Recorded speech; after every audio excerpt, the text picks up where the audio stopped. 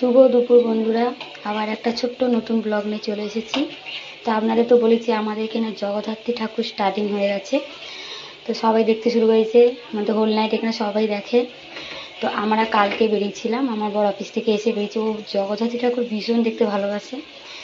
তো কালকে রাত্রি সন্ধ্যে 8টায় বেরিয়েছি আর এসেছি ভোর 4টে এসেছি। তো ওর মানে জগদ্ধাত্রী ঠাকুরের তো কোনো অফিস ছুটি থাকে না, আবার অফিস যাবে, তাড়াহুড়ো করে রান্না করে দিয়েছি কোনো রকম।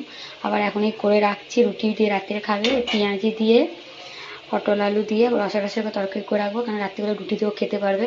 কারণ বাইরে খাবারটা খুব বেশি খায় না, কালকে কোনো রকম খেয়েছে, আজকে আর খাবে না। আজকে রাত্রিবেলায় এসে হয়তো তাতে চলে যাবে, আমাদের ভদ্রসালের মধ্যেই ঠাকুর দেখবো, তাতে চলে আসবে, এসে রাত্রিবেলা রুটি খাবে। তাই জন্য একবার করে রাখছি। আর তো ভালো লাগে না করতে, এসে রাত্রে রুটিটা করতে হবে, তরকারি মধ্যে করতে ভালো লাগে না, করে রাখছি।